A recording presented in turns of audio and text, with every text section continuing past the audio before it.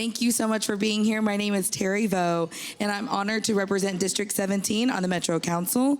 It is my pleasure to welcome you to the 50Forward Older Americans Month Celebrations Breakfast.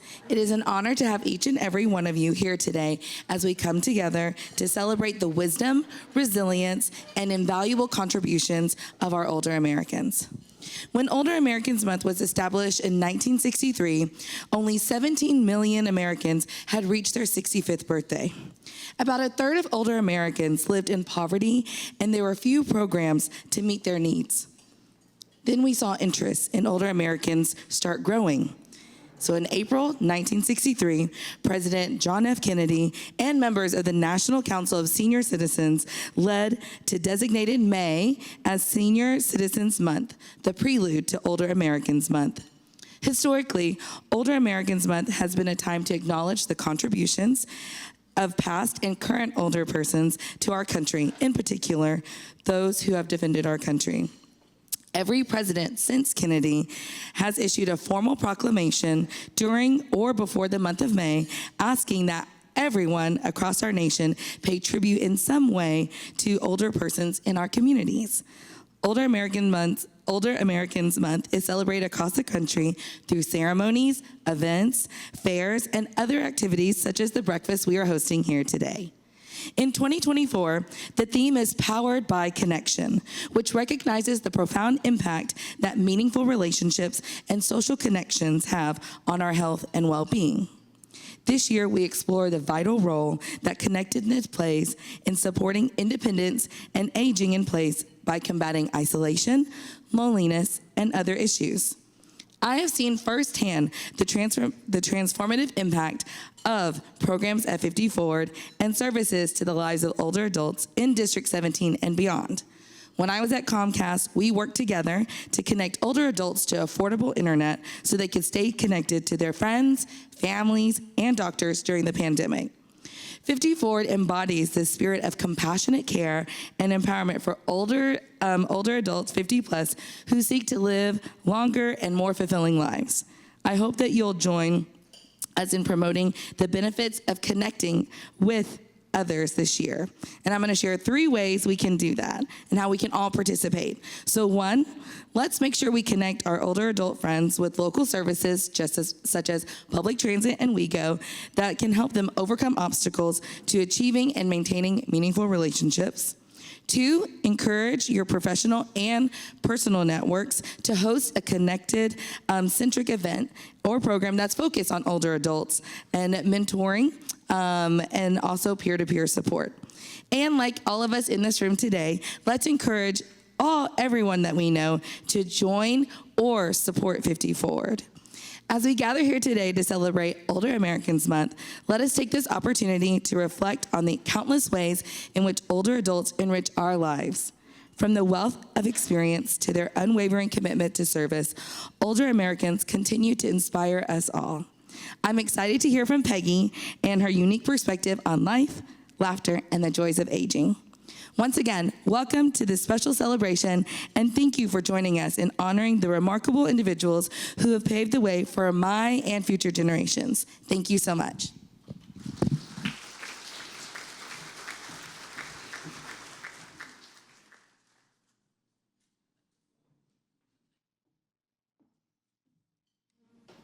Good morning, everybody. I'm going to actually take this off. My name is Lynn Winans, and during the day, my role is the AVP of Diversity, Equity, and Inclusion at HCA Healthcare. I'm proud to also serve as the board chair at 50Forward. Let's again extend our gratitude to Councilwoman Terry Vo. Thank you for being here with us this morning. We're honored to have you, and thank you for everything that you do in our great city of Nashville.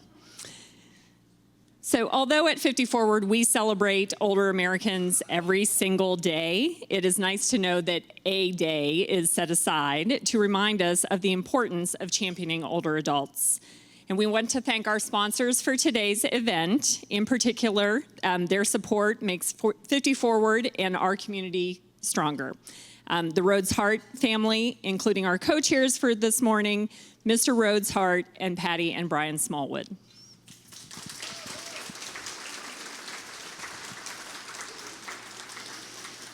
And now I have a list, so I'm going to ask you to hold applause until I get to the end of the list.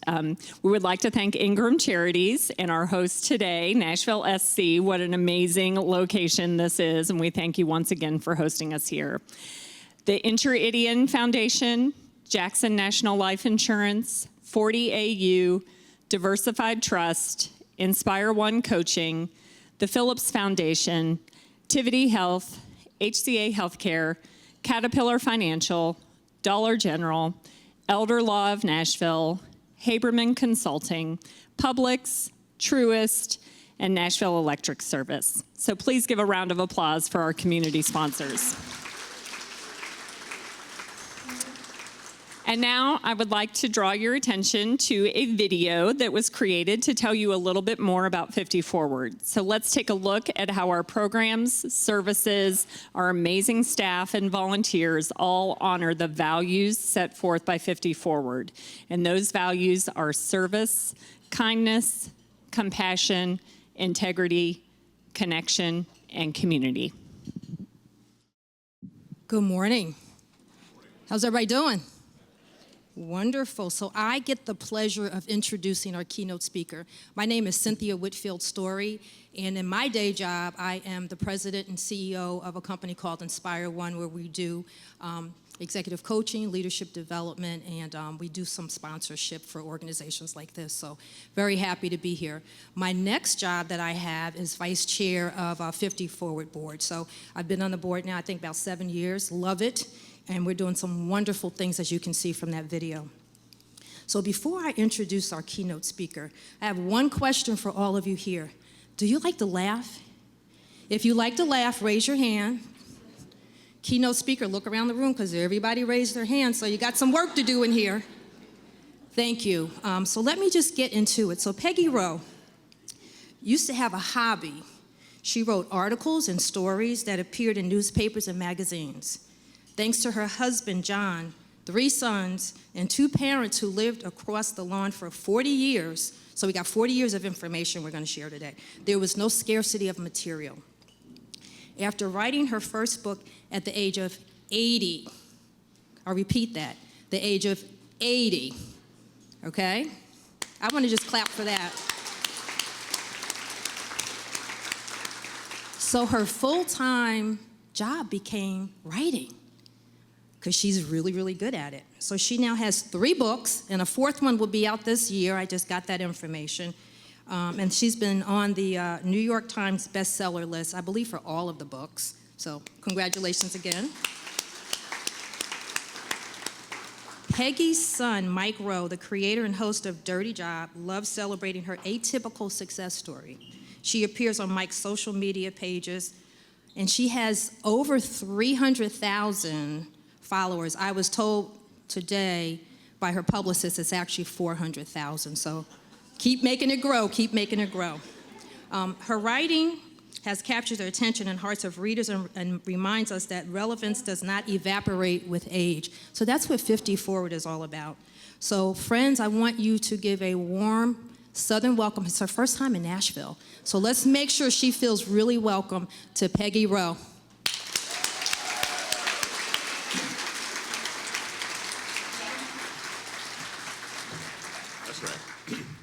Yeah, this is happening. Hi, I'm Peggy Rowe. Thank you, Cynthia. That was excellent, and I hope you don't mind me calling an audible, but as Peggy Rowe's +1 on this particular trip, it seemed the least I could do is to stand up here and very briefly tell you something about my mother that most people who introduce her never mention. The woman you're about to meet set the bar for work ethic for me in a way that I didn't fully appreciate when it was right in front of me. It wasn't until these last 6 years when I really thought about what it took for her to become the woman that she is that I attained a proper level of wonder. This woman who you're about to meet wrote every day for 60 years before she got a book deal.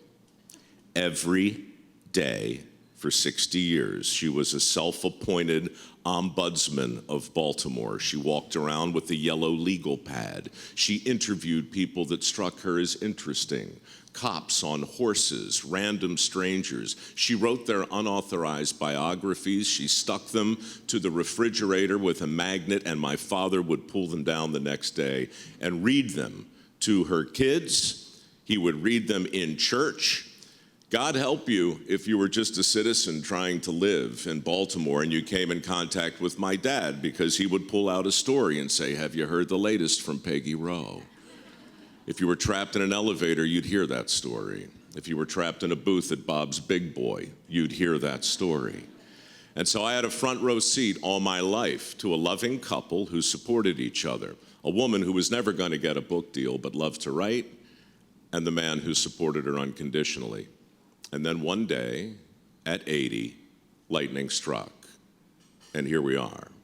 So it gives me great pleasure to share with you, ever so briefly, a few moments with the woman Fox News called America's grandmother 3 years ago. A woman who is obsessed now with the people who follow her on social media in much the same way I continue to be obsessed with her. My mom and your newest best friend, Peggy Rowe.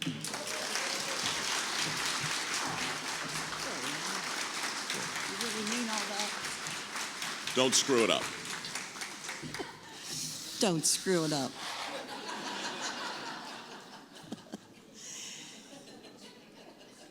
Thanks to Mike, for the past 20 years, I have been known as the dirty mother.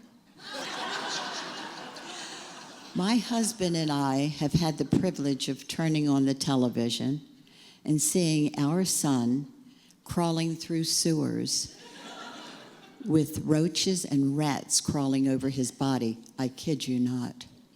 We've had the pleasure of turning on the television and seeing him standing knee-deep in fresh manure, stripped to the waist, with his arm up the rear end of a bull, or a cow, or a horse.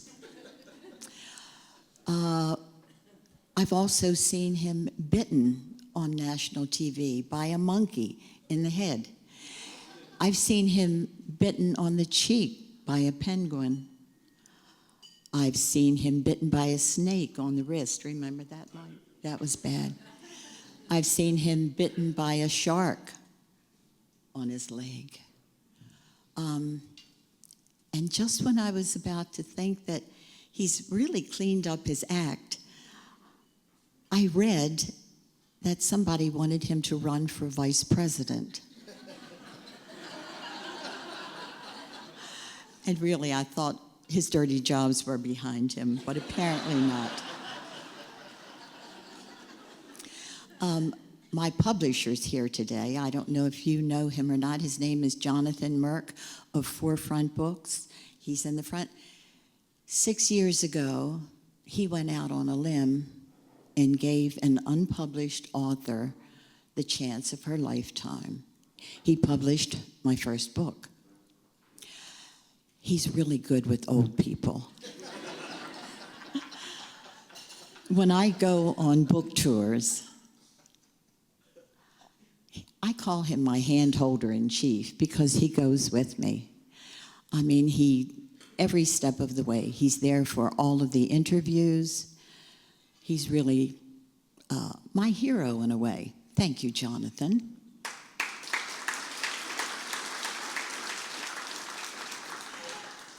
Ordinarily, I would introduce you to my husband, but it's bocce ball season.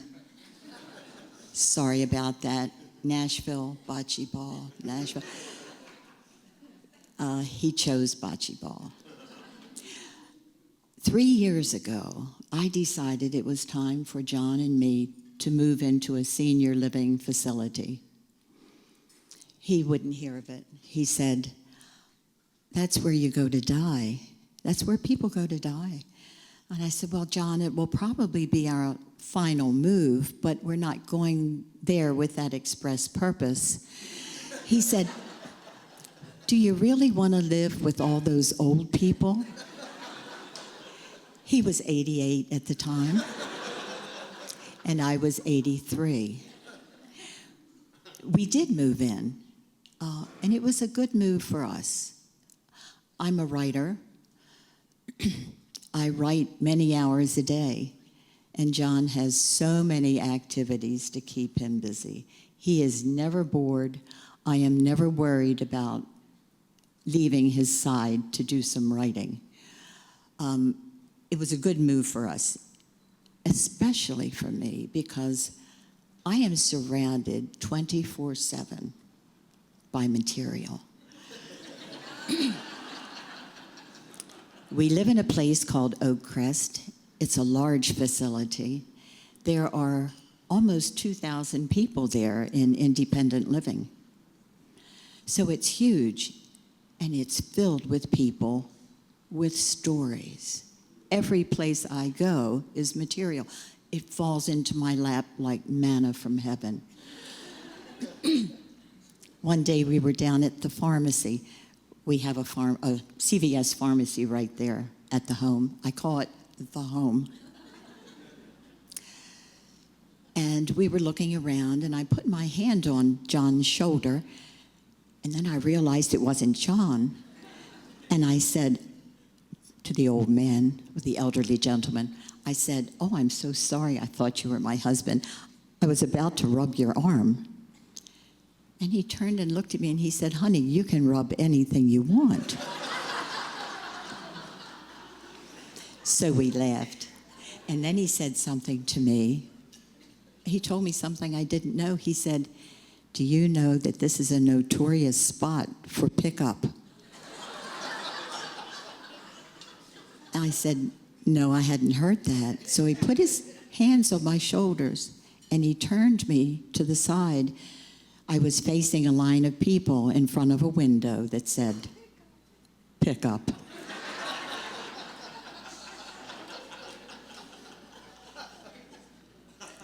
Material. My publisher calls me a humorist because I look at the world around me and I see humor. That very same day we went to the pharmacy, John had book club, and when he got back from book club, he came limping into the house and he said, or into the apartment, and he said, "Oh, my shoes are killing me. I've got to go change my shoes, especially my right one." So I reached down and pulled the shoehorn out of the back of his shoe. Material. And then there's the morning I was down in the locker room. I had gone for an early morning swim. And I had showered and dressed when a woman came from the shower, the little shower room, walked in front of me and went to her locker. Well, she was covered up in the front with a towel. But as she walked by, I noticed a tattoo on her bottom, on her somewhat sagging bottom. It was red and blue. And against her white skin, I wondered briefly if I should salute. But instead, the writer in me took over. And I said, "Tell me about your tattoo." And she gave me a puzzled look. She said, "What?" I said, "On your rear end, there's a tattoo." She walked over to the mirror and she turned around and looked at herself in the mirror, and she laughed and laughed. And she said, "I spread a plastic grocery bag on the bench before I dried my feet." And she said, "And the print must have come off on my bottom." So I walked over to the mirror, and sure enough, it said, "Weiss Markets. Gas rewards." This is true. Now, that was a while ago, and I haven't seen that woman. I haven't seen her around unless I just wouldn't recognize her face. There are so many stories, but I have limited time, I've been told. I really hardly know where to start. The first woman we met at the home was Evelyn. She was 104. She was shooting pool. And they were taking us on a tour of the home. And we went by the pool room, and there was Evelyn, 104, playing with a woman a bit younger.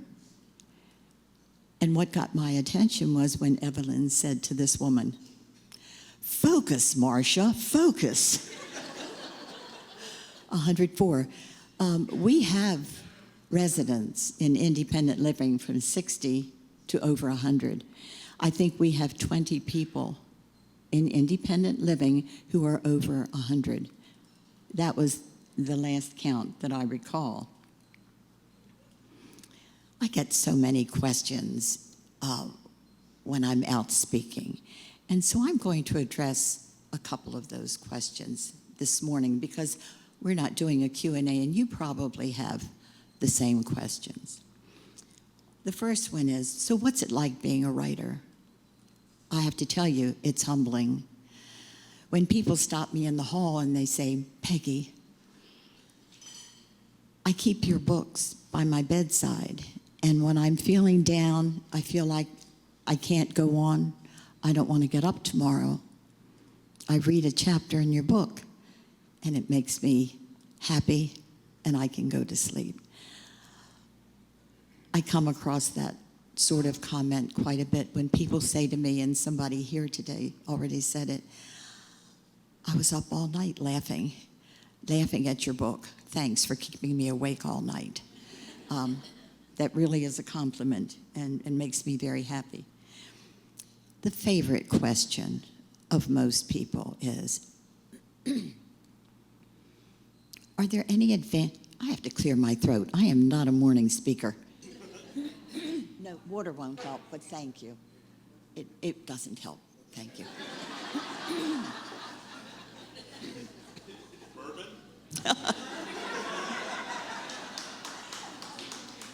Is it Noble whiskey? So their favorite question is, are there any advantages to waiting until you're 80 to get out there, you know, to make a move, to come into your own? Are there any advantages? Well, I've seen interviews with Irma Bombeck, and she talked about how her children would kick on her office door to try to get her attention, but she was so busy writing, she locked her door. I've never had to, what's the word? See, this is part of getting old. I have never had to neglect my children. That's the word. My children were in their 50s when I wrote my first book. They hardly ever whine outside of my office door. Another advantage of waiting until you're in your 80s, I've never been part of the Me Too movement. There is not a problem with sexual harassment when you're in your 80s. Not by publishers or editors, not by event organizers or booksellers. Not one lousy time.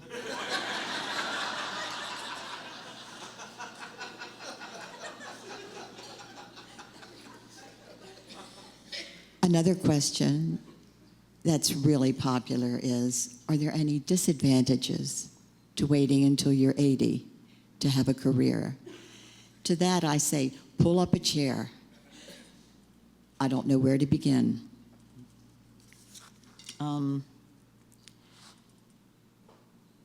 David Sedaris is one of my favorite writers, and I recently saw an interview with him. And he was on a 30-city book tour in this country. He lives in England now, in 31 days.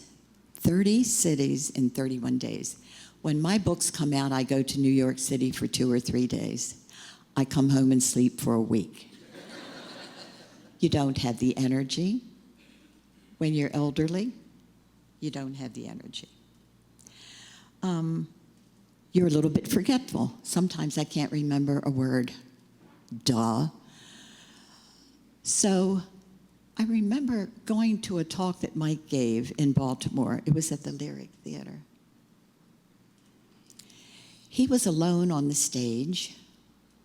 There were 2 stools. One stool was empty, and from time to time he sat there. He was up there for almost 2 hours, including a Q&A. One empty stool, and one stool had a bottle of water on it and a bottle of beer.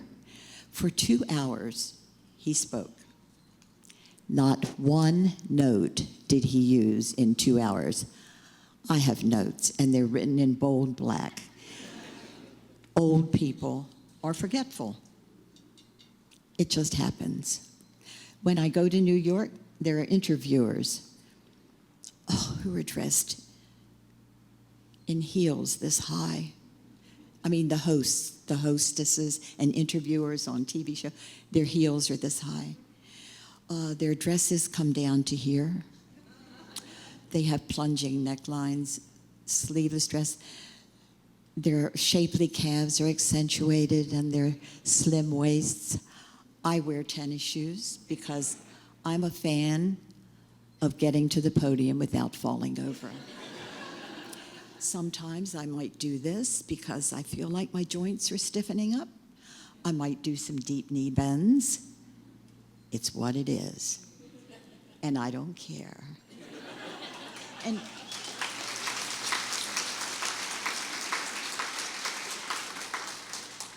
I'm here today not because I've written 3 New York Times bestsellers. I'm here today because I've written 3 bestsellers after the age of 80. Don't sell old people short. Don't underestimate the elderly. We're dealing with loss. We've lost a lifestyle that we used to have. Sometimes we've lost mobility. Sometimes we've lost some memory. Many have lost spouses. But don't underestimate the elderly. And if as I look around, I really thought there'd be a lot of old people in the audience, but really, you guys are not.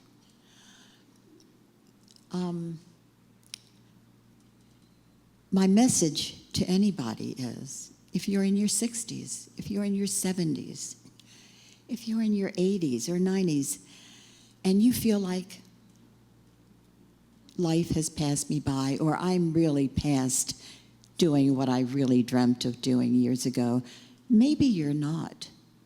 I have a cousin who's 64 years, started painting at 64 years old. She'd had some personal losses in her life, and she was really down, and she had always wanted to paint and draw, but had raised a family, never had time for it. She took art lessons at 64. Now she's 78. She has juried into the biggest shows on the East Coast. She has traveled the country. Mike has one of her paintings hanging in his living room. When she first began, she painted realism, objects that you could actually recognize. Now she does something called plein air, which is lovely. It means that you pack up all of your supplies and you go out in the open and you paint what you see. It's more impressionistic. But what she painted for Mike was, it was a beautiful cockerel. He calls it his cock. And he hung it on the wall.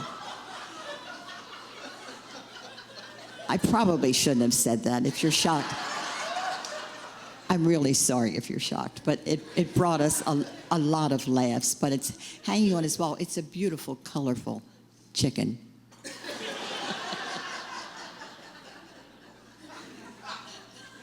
So remember, it's never too late, unless, of course, you want to be the principal ballerina for the New York City Ballet. That probably ain't going to happen. Or if you're a man and you've always dreamt of being a quarterback in the NFL, that's probably not going to happen.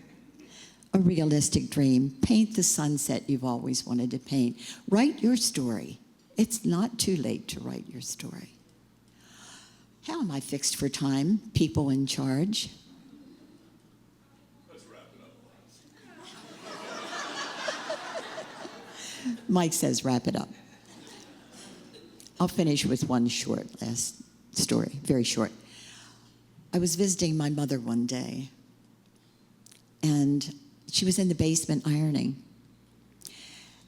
And I went down and I sat with her while she ironed, and I looked around the basement, and I saw her sewing machine. Oh my goodness, she had made all of our clothes growing up. She had made the draperies, she made tablecloths and napkins and aprons. Everything we wore growing up, my sister and I, my mother sewed on her old Singer sewing machine. And there it was, and I said, Mom, you're 80 years old.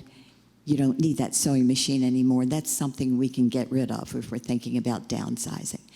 She put down her iron and she said, Peggy, I could still make my greatest masterpiece. I'm not getting rid of that sewing machine. So remember, you could still do your greatest masterpiece. It's not too late. So I guess that's my message.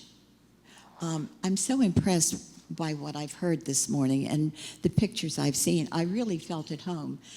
I call our dwelling the home. It's an Erickson community, and I don't believe Erickson likes the fact that I call it the home. But I say almost only nice things about it. It's a microcosm. It's a world in miniature. There are all kinds of people there. There are wonderful people. There are curmudgeons. It's just like being in the real world. So we don't have a Q&A today, but I'll leave you with that thought. Look at the older people around you with a different eye. Know that they are still capable of doing maybe their greatest masterpiece. Thank you.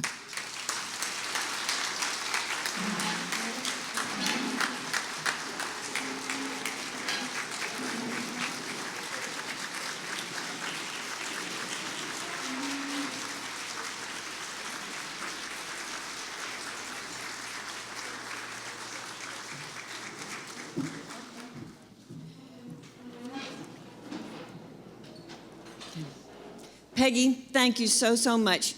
Can we just give Peggy one more round of applause? Peggy, thank you. And let me remind everybody, Peggy will be joining us after the breakfast as we wrap up in just a few moments. And I do believe you have a few books. If you want to stay and maybe take a selfie, add a few more fans to your Instagram following. We'd love to have everybody stay for a few moments. I really cannot think of a better way to kick off our Older Americans Month breakfast than to have you with us this morning, Peggy. And you too, Mike, thank you for joining us. We really are grateful. And thanks to all of you for joining us on such a wonderful morning. It's a great way to kick off the breakfast and the celebration the whole month. So thank you all for being here with us to celebrate Older Americans Month in May. It really is an absolute joy to be here and to be able to celebrate. The national theme, I think you heard, is connection. And even with everything that is happening around the world, I think that is a perfect theme because we all do share a human connection. I think Lynn, our board chair, said this, that we recognize and celebrate older adults all the time at 50Forward, not just in the month of May. There's so many voices and stories and reasons to be proud. If you are here, then you are fortunate to be able to celebrate, whether you're 50 or 60 or 70 or beyond.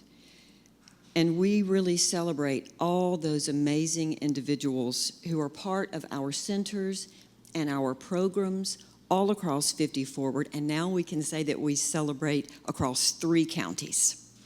That is really something to applaud. I don't know if you've heard, but across 3 counties now at 50Forward. Some individuals come to our centers and programs in need of support, and then others who come to 50Forward to provide that support, maybe in their retirement years. They are volunteering with us. And all this month, we will be celebrating those who need a little help as they age and those who are giving that support. A very quick story, but earlier this month we had a funder deny us funding. Unfortunately, that happens. Not everybody loves 50Forward the way I love 50Forward, but in the denial letter, the email, thank you but no thanks, and toward the end, this funder said, you know, older adults, seniors are just not an impact area. And I was momentarily taken aback and had to get up from my chair, and I thought, an impact area? Of course they are. They impact everything. And I looked at, and I thought, of course, in Nashville and in Middle Tennessee, we would not be where we are if not for older adults. Thank you. Amen. You know, the economic growth, the development in Nashville has happened because of the older adults here. I wouldn't be where I am if not for the older adults in my life, and I would imagine many of you feel exactly the same way. And speaking of impact, the reason that we have a beautiful center right next door to this amazing soccer field is because of a wonderful woman who made a tremendous impact in this community and on 50Forward and all those we serve. And her name was Patricia Hart. I'm so grateful that we get a moment today to honor Miss Patricia Hart. Many of you loved her, you knew her well, so many of you, if not all of you in this room. And you know how generous Patricia was. And I'm not just talking about Patricia's financial gifts.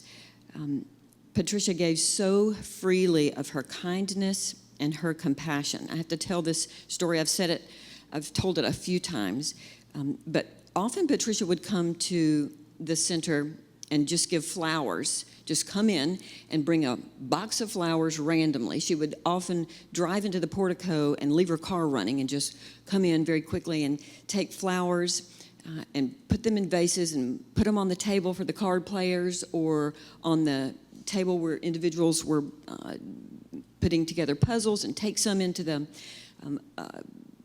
adult day service room. And if she would do that, I would get, if I happened to be in the office upstairs working, I would get a call real quickly from the front desk, usually by a volunteer who would call up and say, oh, Sally, Miss Patricia's here. And if she overheard that, she would say to the, don't you bother Miss Sally. And I'd come running down the stairs and say, Patricia. And she would say, I'm not here to bother you. And she'd keep right on putting the flowers out. And then always as she was leaving, she would grab my arm and say, y'all are doing wonderful, glorious work. Don't stop. The glorious work that we were able to do was because Patricia made such an impact and was so kind and generous to us. And we are so grateful, truly grateful to take a moment to honor Patricia Hart and her family who is here with us today. Thank you. We are blessed by her gifts and continue to be blessed by her gifts. Please help me recognize Patricia and her family who is here with us today, her husband, Rhodes Hart, and her daughter, Patty Smallwood, and her husband, Brian. Thank you. Thank you so much.